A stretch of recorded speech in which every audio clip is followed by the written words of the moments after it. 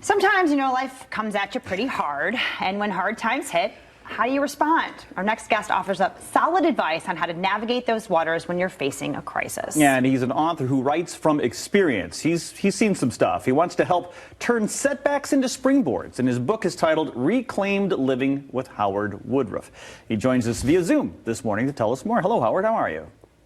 Hi, I'm doing great. Thank you guys very much. It's a privilege to be with you. Well, we're happy you are. Well, I mentioned in the intro there that you've seen some stuff. Tell us a little bit about your background and the experiences that you've lived that helped you write this book. Oh my gosh, the life journey that I've been on has been incredible. And it started way back in my childhood. I just idolized my father. I loved him. I thought he was bigger than life and he was a superhero. One of the things that he did was he was involved in the local fire department that was here, volunteer, and I really just started picking up after him and wanted to do that for my career, and then became an emergency medical technician. And one night, actually on Easter Sunday in 1978, we were dispatched to my home.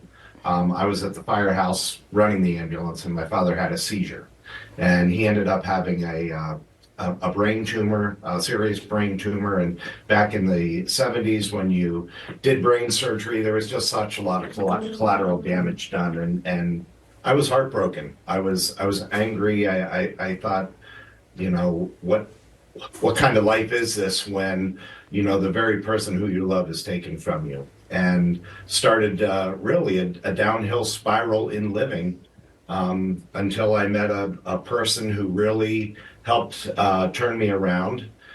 She impressed me so much that I asked her to marry me, and she did. She's my wife. But from that, we've just really together learned how to battle back against really untoward events that happen in our lives. Sometimes things don't go as we had wished they would.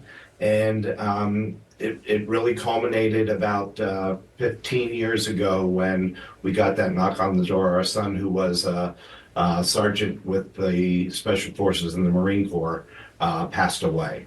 And we learned that we had to, continue, striving forward and living within all those difficulties. And so from my paramedic background, hospital administration, I then moved into clergy. I'm a ordained pastor, and I just see so much opportunity for us today that culture is not willing to give us. Culture wants us to be set in a victim mentality.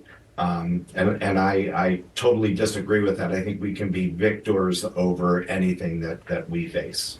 Well, I am so sorry for all of your loss in your life, but that brought you to making setbacks into springboards. Let's talk to that.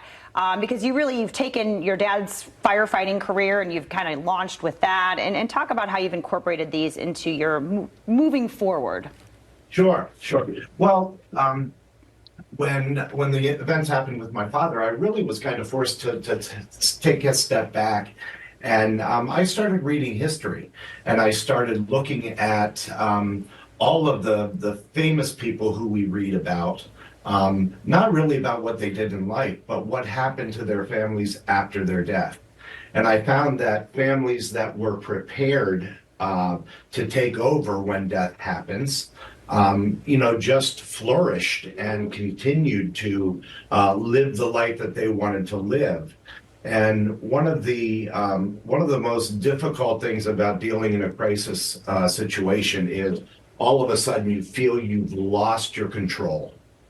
And boy, when you feel like you lose control, it's almost the end of the world. And when we teach people to take those opportunities, whatever happened, to analyze them, to look back over them and see the good that has evolved from those bad events, we begin to see that everything is interrelated. Yeah. And so I think what it allows us to do is it's oftentimes like swimming a marathon.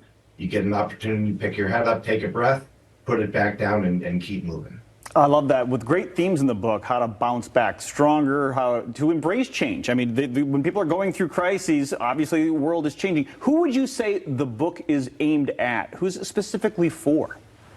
I think it's aimed at anybody who is struggling with any type of frustration in their life. It doesn't need to be death.